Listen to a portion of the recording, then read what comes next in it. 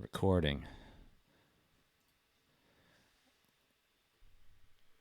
And we are live. Welcome back to the RINO podcast. Patreon.com/RINOpod. Only $1 a month. Sign up today. Be cool. Don't be a nerd. Get in on the cool stuff and join the RINO Pod experience. Patreon.com/RINOpod for all your RINO Pod needs.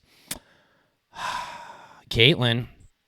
Hey. New polling out. Donald Trump Lots up of in the polls, largely due to Biden sucking.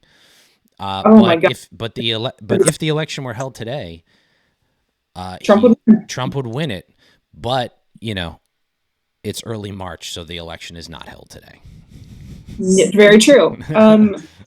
So we've seen a shift. I do want to, point that out. We've seen a shift from Biden and Trump kind of going back and forth on who's leading by like 1, 2, maybe 3. The 3 would have been an outlier, but it was like one up, 1 down, whatever, for Donald Trump against Joe Biden. Right now, the polling seems pretty consistent across the board. They are doing likely voters, which means the voters that tend to go to the polls. And Trump is up. Let's see. Right now, just now, I'm looking at this. I like to use the Twitter account that I like to look at is Interactive Polls. It is at IA Polls 2002. CBS through YouGov, Trump 52, Biden 48. Independents, Trump 57. That's a plus 15 over Biden's 42. Let's go into Harris X. Harris. Is this a national poll? Are these national polls? Yep, they're national polls. Right. I'll get into more state breakdowns because there's a lot of battleground states. Harris, which is not my favorite pollster, by the way, because they're a little hoppy. Trump is up 46 over Biden's 42. And then the Siena poll came out yesterday for the New York Times. New York Times Siena poll is a very good pollster, by the way, even though it's New York Times. Don't be fooled. Trump is at 48 and Biden is at 44. This is the biggest lead that Trump has had over Biden in this poll. If we go down to some breakdown of likely voters in some battleground states. This is from Focal Data HQ. I got this through, again, Interactive Polls. Georgia, he's at 51.7 over Biden's 48. And that would be I gotta say that if the trend over 50%, that's really bad news for Democrats. Yes. Yeah. So it is over. Right. So anything over 50, if you keep it under 50, that is doable for them. That means there's a lot of in-between voters in the middle. Wisconsin, Trump is at 50.7, Pennsylvania 51.4, Arizona, he is at 50.4 over Biden's 49.6, Nevada, he's at 51, Michigan, he is at 50.6 over Biden's 49.4. If he's at 51 in Nevada, you got problems. That is very true. Nevada's always the one there, like, is supposed to go GOP and then like fall short every time. Well, Nevada goes short on GOP because the GOP voters in Nevada, as we saw over in midterms, they had some weather, and because and this is something that Michael Duncan really talks about on the Ruthless podcast, because Michael Duncan is the best co-host on that podcast, I will say right now. He talks about mail-in votes for Republicans. Mail-in voters used to help boost us a lot, especially in Arizona in 2016. Donald Trump won because of that. Because you bank the vote, right? Like, you already know that your voters are coming, and then Republicans still overwhelmingly still go to the polls. Right now, Republican voters are very skeptical of mail-in voting. That is not a good thing. That is very much a good thing. And Donald Trump tends to talk shit about mail-in voting, and he needs to stop that. He actually needs to say, no, mail in your fucking vote. Right. Especially in places like Nevada, and especially in places like Colorado, especially in places like Washington and Oregon, you got to do it. Even here in Massachusetts and in New England, we have mail-in voting here. You gotta mail in your vote if you choose to request that ballot. Yeah, Jeff, we're seeing a huge, massive data swing over to Donald Trump right now. So, your expert opinion. Oh God, I am not an expert. I just look at this for a hobby. Yeah, but you know what I mean. But again, it's March. Yes. It's March. So I have. All right. So here's what I think, and I know people have been saying this, but I honestly think if the Democrats won, they don't care about Joe Biden. Nobody really likes Joe Biden. It's not like they're dedicated. It's not Obama. There's no strength. I think the opinion polls agree with you. Okay, yeah. So like right now, Trump's opinion or approval polling and all of that, he's being pushed forward because Republicans like Donald Trump. Like, I think we do need to recognize that in a lot of ways. They also still like Ron DeSantis. They actually think that Nikki Haley, overall, Republican voters, is kind of mediocre. Her approval is pretty flatline. The other thing is still pretty high. With Biden's approval rating right now is being pushed down because of Democrats. Democratic voters are pushing down his approval rating, which is not a good thing for him. And you've said this a million times before.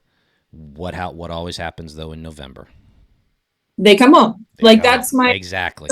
So if you like look at these these polls, and then you look at the crosstabs, and people unskew crosstabs, they get in fights on the internet. I am very guilty of that myself.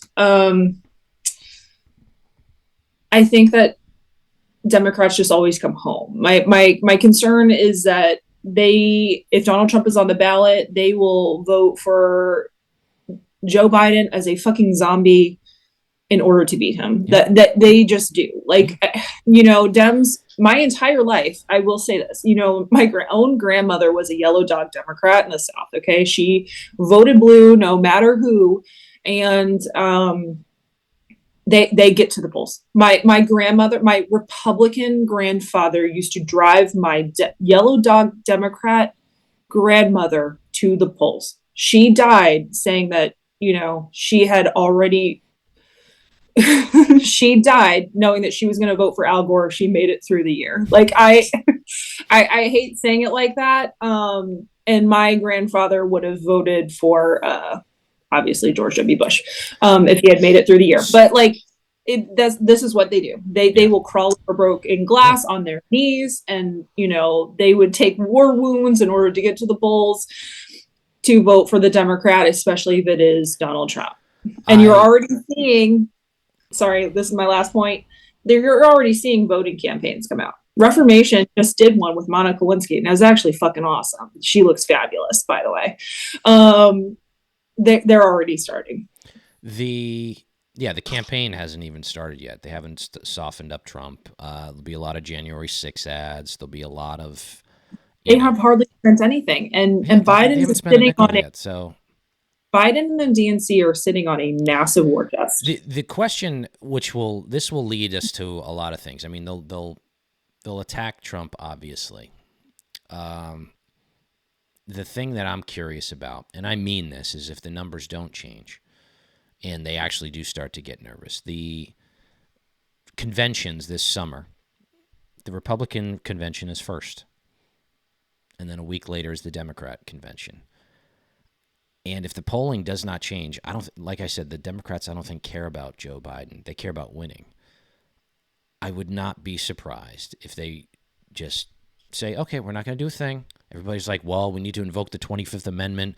We need to do this. We need to do that. I'm like, if you were going to do that, you wouldn't do anything until the convention. And you would replace him at the convention. Their convention is a week before ours? After.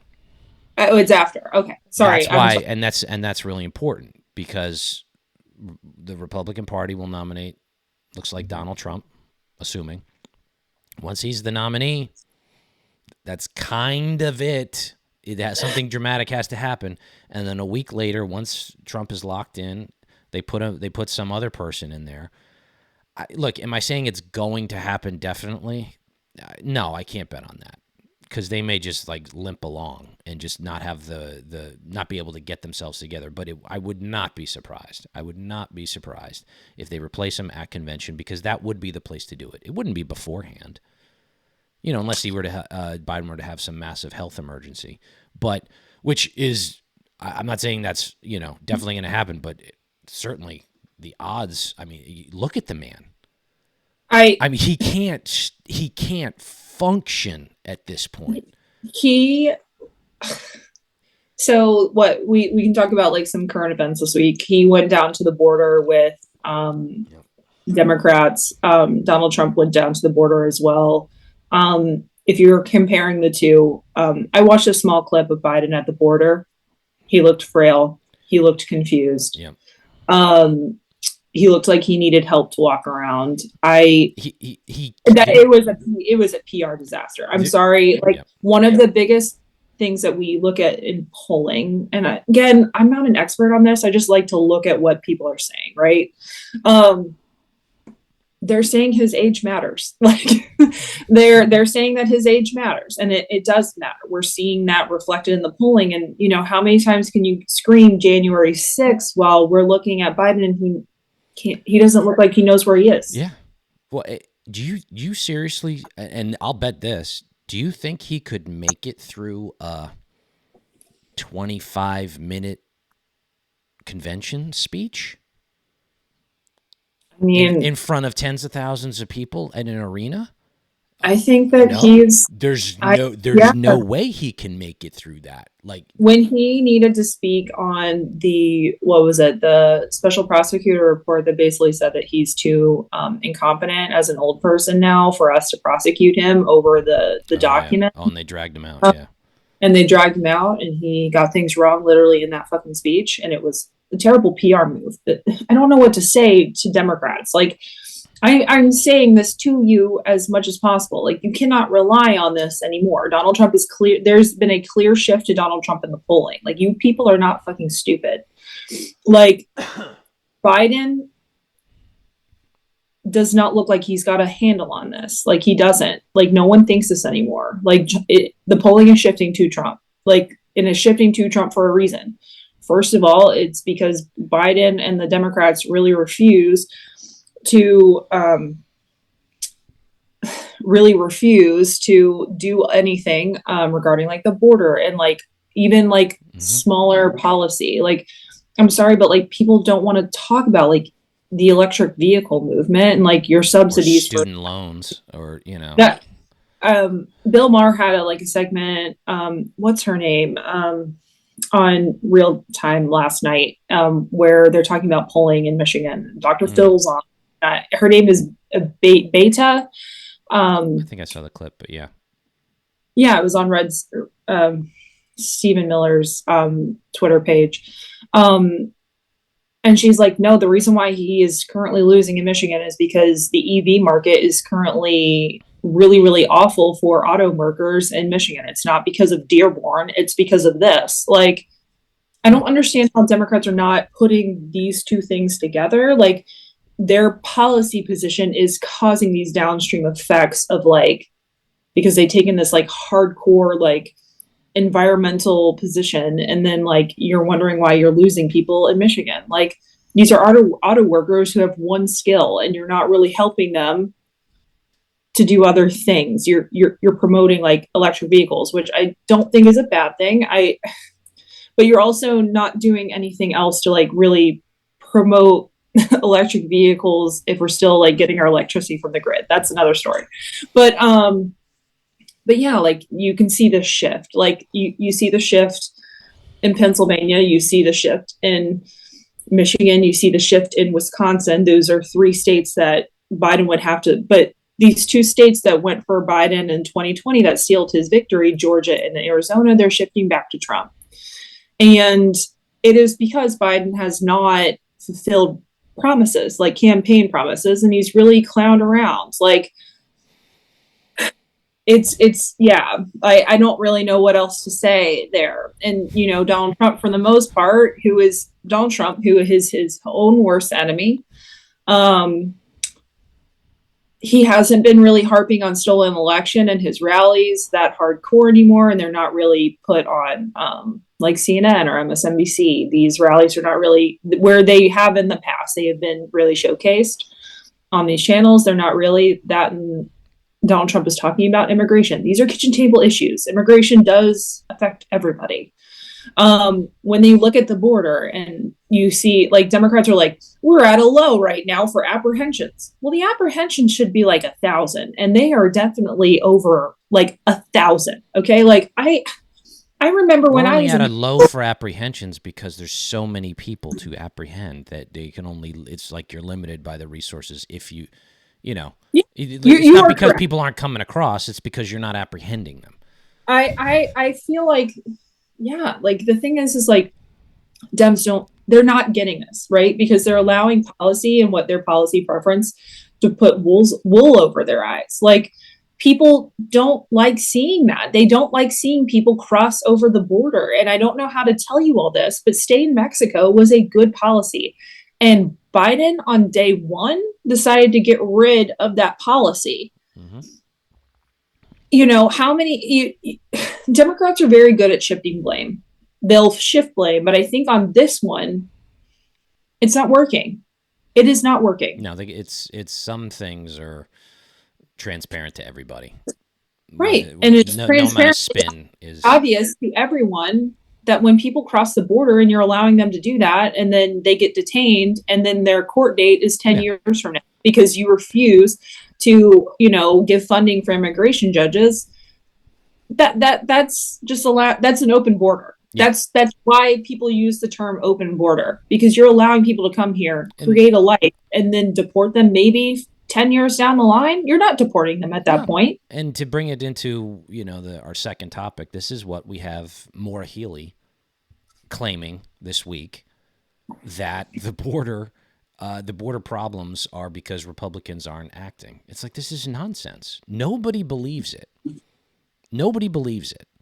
And to show you how quickly she reverted back to the mean, reversion to the mean, what Republicans in Massachusetts are you going to blame Maura Healey? Yeah, really. Which one? It's Me? like she really? Yeah, she you clown. I got maybe if I clown. This.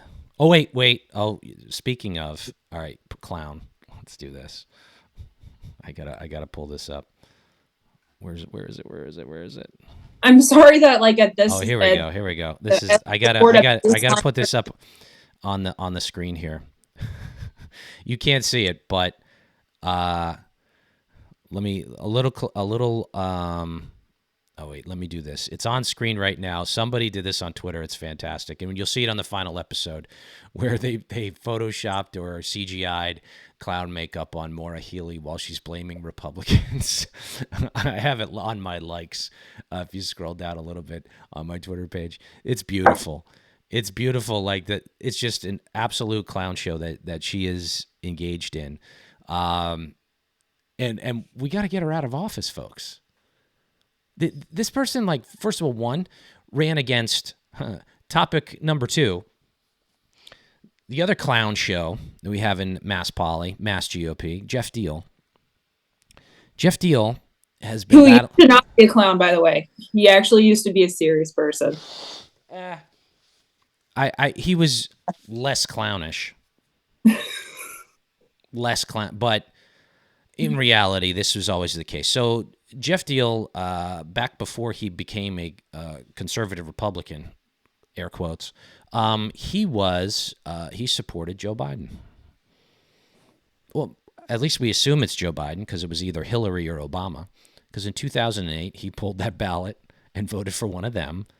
And I would assume if you in the Democrat presidential primary, if you pull a ballot for one of them, you're going to vote for them in November. Now, we can't know that for sure, but I'm assuming he voted for Obama. So Obama voter Jeff Deal has decided to basically lie about what's going on in the Mass GOP and in Mass politics because, I don't know, he's too stupid to know the difference.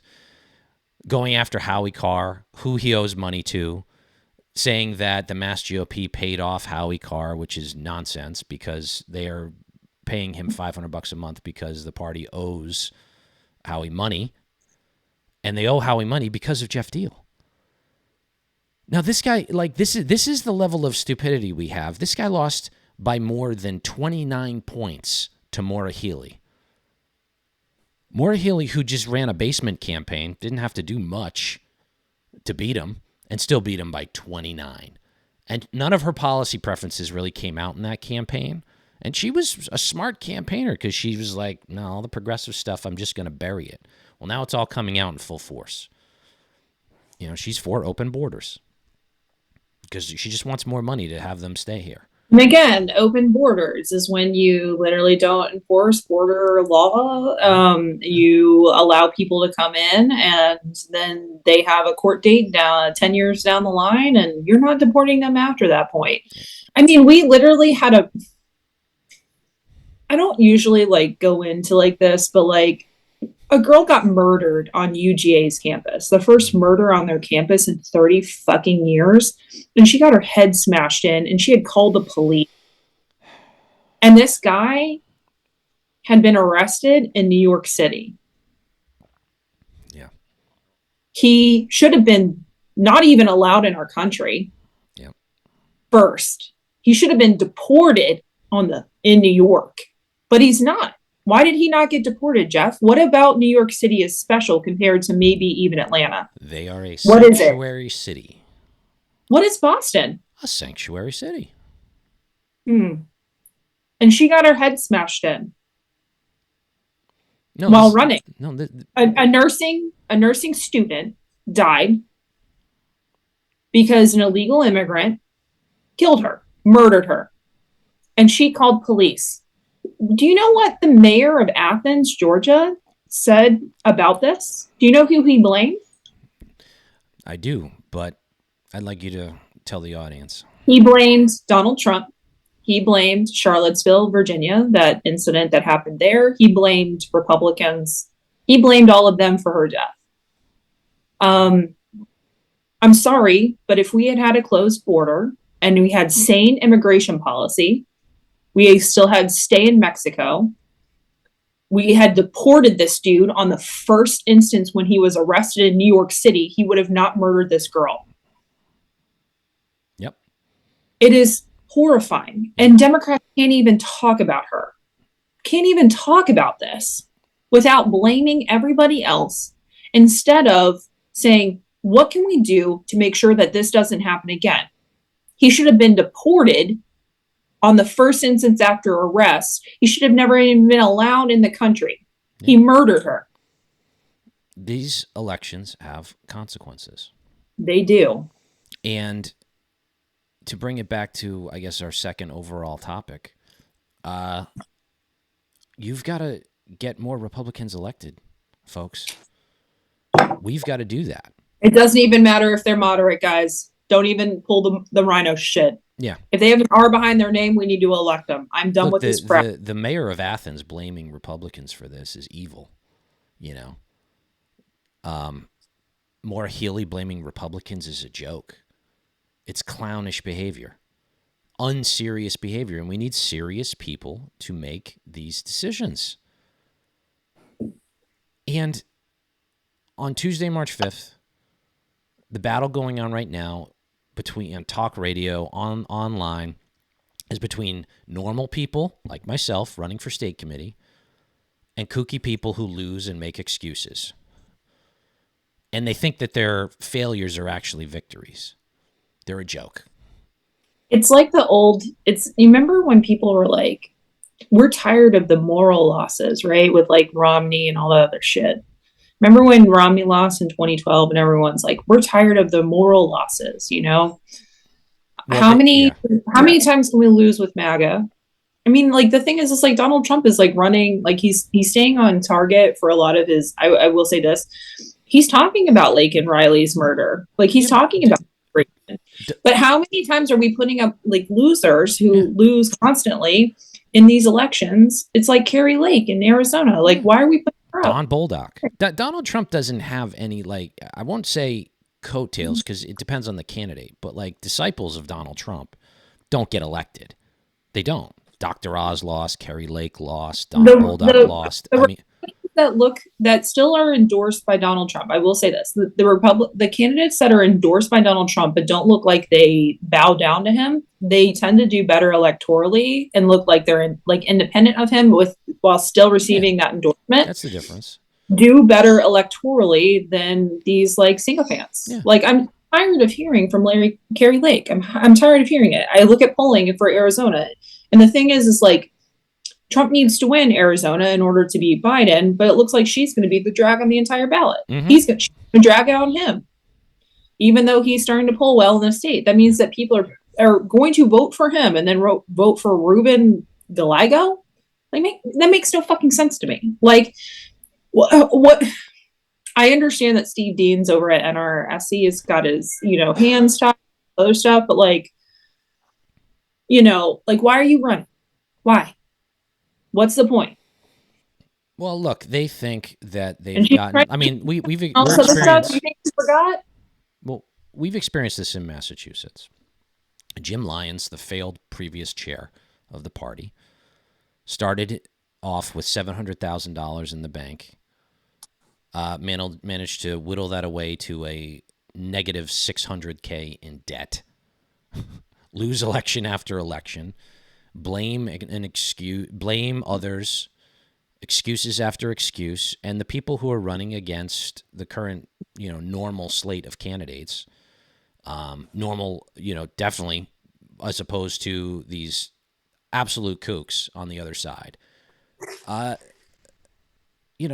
That's who they want to go back to those bad old days where we're losing all the time just so they can suck their thumbs and make excuses and blame all the rhinos and the establishment. And it's like, bro, you're the establishment. You're the establishment now. You suck. You're just bad at your jobs. Yeah. This is something we normal people, if you want balance of power on Beacon Hill, you want to, put pressure on a mayor like Michelle Wu, who openly supports breaking down our civilized society by lawlessness and making Boston a sanctuary city. Well, then you got to vote for Republicans who will push against that. Okay, it's not that complicated, people. Okay, the more and more you let the kooks on our side take over the party, and believe me, the Democrats are salivating for the days of the former chair to come back because they loved him. They loved him. They knew they had an easy time. It was a joke and it was easy. It was a joke and it was easy. Okay? The thing is that we need to make sure that we have people in charge of state parties that are, I have voted for John McCain in 2018 as a millennial and in college. Like, please don't ever call me a RINO because you are full of shit. But at the end of the day, I actually hate McCain-Feingold because it really hurts state parties and their positioning. Right now, state parties help organize groups of people that are going to get to the polls to help get people out to the polls, right? You're going to organize volunteers, the grassroots efforts, all of that stuff. If we don't have people who are serious people in these state party roles, like you saw in Michigan, where they booted that crazy woman, we're not going to have good, successful elections. We have to put serious people in charge of these state parties. Yeah. That also goes for their state committees as well, or like county chairs or anything like that. They actually have to be serious people, okay? And you might, again, not agree with them on 100% of all policy. Right, Jeff? Well, do you think that you and I agree on 100% of, well, we actually are pretty close. The funny part is it's amazing. It's like the kooks think it's about policy. They want to pretend like they're more conservative. It is about your personality. Yeah. It is a character defect that makes that you not be liked by people. Like, I don't know what else to tell you. Like, it's when you pander to the conspiracy theorists. Mm-hmm. Like, that does not help us win elections. Yep. It's that sort of thing. Yeah. But I go again by Reagan's old rule. We agree on 75 to 80% of policy. That 25 to 20% does not make us enemies. No. We need to win elections. Come together. But they don't get that one. They really don't. The kooks running it, they're like, well, I'm just more conservative. It's like, bro, you're supporting the guy who voted for Hillary, Biden, or Obama in '08. You're supporting the former chair who, in his younger days, when this came out, I couldn't believe this. 1984, full grown adult, still supported, the former chair supported Walter fucking Mondale. No.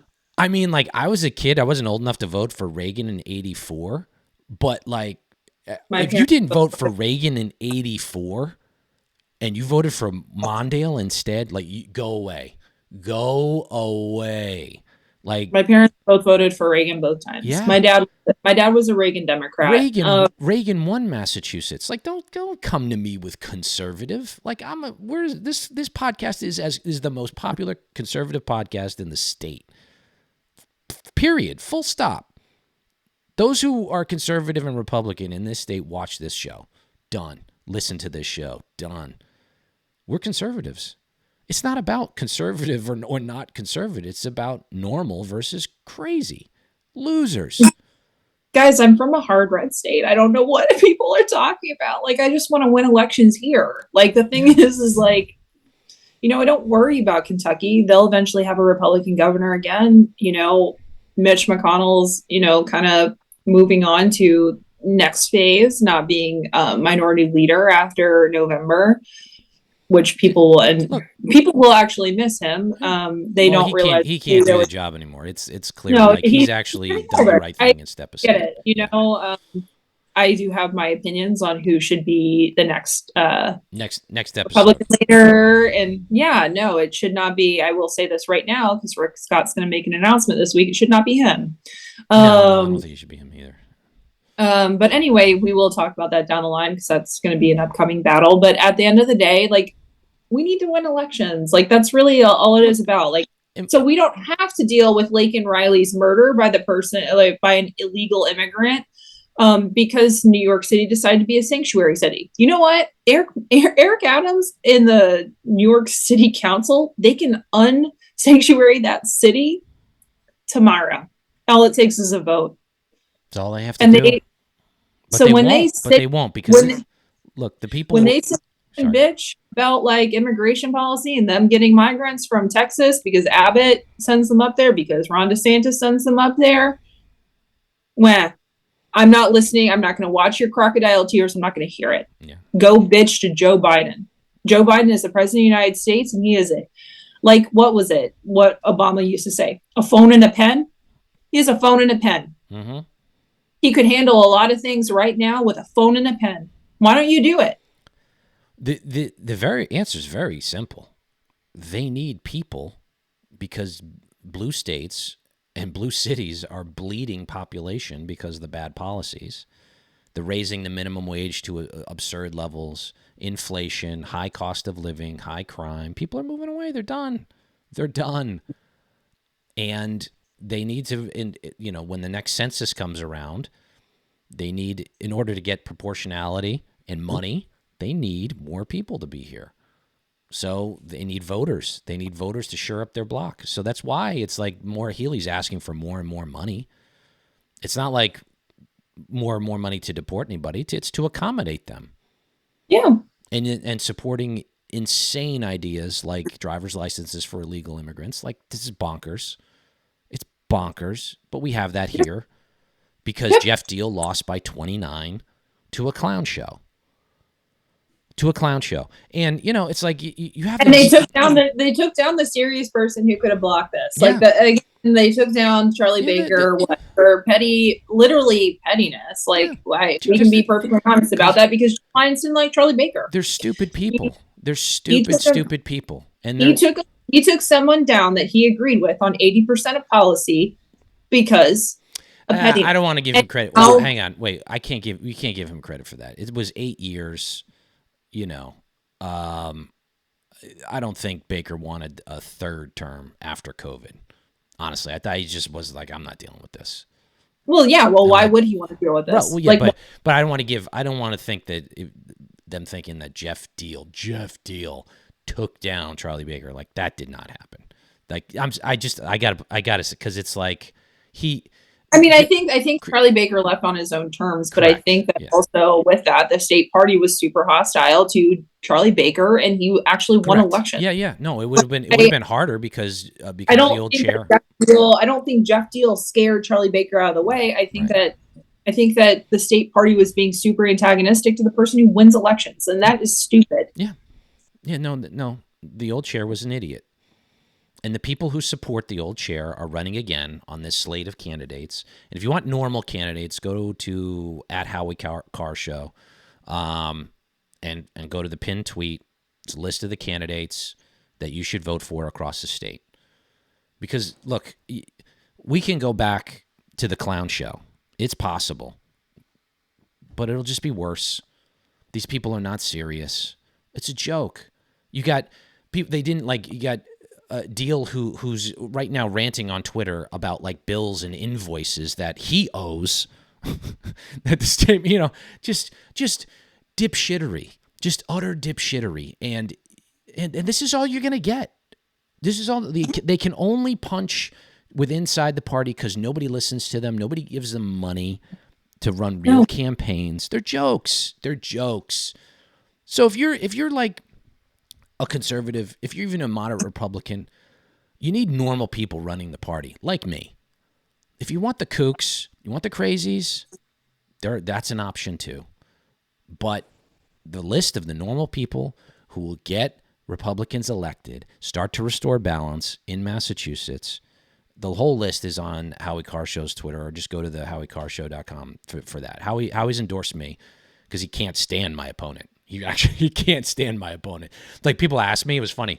They're like, "Oh, how'd you get Howie's endorsement?" I'm like, it was offered to me. I didn't even ask. It was offered to me because he hates my opponent that much. And it's not because like they're successful. It's because they're complete failures and a joke. So, look, it's a time for choosing. This is the most important election in your lifetime. This might be the most important election, in March of 2024. Folks, look, we can have a lot of fun. I'm having a great time running this campaign. I am. I'm having a blast. I like getting my message out there. I like proving why I'm the better candidate. It's clear to see. I like talking to the voters. I care about this party. I care about what happens, results. You want Maura Healey to win re-election? Vote for the crackpots. I just want to say vote for the losers. I just want to say that Jeff and I are sticking around. We're going to duke it out. Yeah. We're done. Like, we're done. We're staying. We're staying here. We're not like switching independents or some bullshit like that. We're Republican. No. I have no patience for people who do that, by the way. I mean, we can be friends. I'm not saying that. But if you're like, like Jeff Jacoby on the Boston Globe, it's like, I'm no longer a Republican. The Republican Party doesn't represent what shut up, dude. Like, nobody cares. No. I am still a Republican because I'm going to fight it out. Yeah, fight it out. And I'll again, I voted for John McCain while you all were voting for Obama. Yeah. And now telling me that I'm a RINO. No. I'm not going anywhere. I'm staying a Republican. Yep. Because I believe in it. Because I'm here. I'm going to stay a Republican. And if you're a Republican in the towns that Jeff is going to say right now, Arlington, Billerica, Burlington, Woburn. I'll say half of Lexington, because you got to know what precincts you're in. It's precincts 1 through 2 and 4 through 7. But most people don't know what precincts they're in. But I'll be there when you pick a Republican ballot if I'm in your precinct. So in those cities and towns, you need to go Arlington, Billerica, Burlington, Lexington, and Woburn. You need to go vote for Jeff for state committee, because it is time for our party to start winning again. We need to make sure that we have people on the state committee that can ensure our fiscal health of the state party. We need to ensure that we have people on the state committee that will promote good people running for every single part of the ballot, every single election and role. We need to make sure that the state party is making good decisions and having good grassroots efforts to get out the vote. and having good elections, and supporting good elections, and supporting all of the volunteers that help with that effort every single time. We need to make sure that our state party wins elections again. We saw that with the Peter Durant race. By Tuesday, it is very, very, very important that you get out and you vote for good state committee people that focus on the health of the party and making sure that we win elections. That is their only role. That's it. It is not about policy. It is about winning elections. And Jeff is the person for that role for his district. So please get out and vote for him. Thank you very much. I mean, I close with a better pitch than that, but I don't think I can. Yeah. No, but look, folks, it's like the people love the infighting. The other side loves the kooks love the infighting because it's all they can do. But now I think everybody's pretty much fed up with it. And they're like, you know what? We actually really have to get our act together. Like if you vote for the kooks who just call everybody a RINO, then you get what you deserve, which would be more losers and excuses. That's because that's what they are. It's losers and excuses. And I mean losers in like every sense of the word. So, if you're a Republican voter, do some research, find out who is the state committee man and state committee woman in your district that you should vote for. And get out there, get out to the polls on Tuesday and set the decision right. Cause we're going to have this is just the beginning right now, this campaign. Cause I'm going to be working, hopefully we get a good slate of candidates on state committee. We reelect Amy Carnevale as chair. And I've got projects I'm working on there where you're going to love what's coming down the road, but it starts on Tuesday. On Tuesday. So, we're going to actually put the Democrats back on their heels. We're going to start to make some momentum, get some money, get our registration up from 8 or 9% that it dwindled to under the last party chair. Have some resources for our candidates. There might be a decent Senate candidate coming down. This John Deaton. We'll talk about him more down the line. Who knows? I need to see more. I think both Caitlin and I need to see more. But hey, somebody's stepping up, and if they're even reasonably normal and can take on Elizabeth Warren and offer a serious challenge, well, that's going to have impact downstream, down ballot, even if it's going to be a tough climb for Deaton. But her numbers are down, so you never know. Mm-hmm. We got a lot of good things coming up. So get out there and vote on Tuesday. Find out who your state committee man and state committee woman candidate is. Tell your friends, bring somebody to the polls, get that extra vote, because all these races are going to come down to a few hundred votes. So it's really, really important. All right, Caitlin. Yeah. I'm sorry, Jeff. I actually have to go get my nails done soon. Go get your nails done. I've talked about this. I actually travel a long way to go get my nails done because I get the European manicures, and there's one place around Boston that does it really well, and it's unfortunately in Newton. But if you are in Jeff's district by Tuesday, there is early voting in a lot of areas. Point of order, or early voting ended Friday. It did? You can't go on Friday? It was from the 24th to the 1st. So okay. So you got to show up Tuesday. Got to show up Tuesday. Got to get out and vote for Jeff. All right. It is important. So again, get out there and vote for Jeff if you're in those towns. It's very important. We need to have a good, healthy state party apparatus with the state committee to win elections. So get out and vote. All right, everybody. Thank you very much for taking the time to watch us today. We will see you next time. We always appreciate your support. Head on over to Patreon for extra content. And don't forget, get out there and vote. Vote early and vote often. No, just vote. Get out there and vote on Tuesday, March 5th. All right. Take care. Bye-bye. Bye.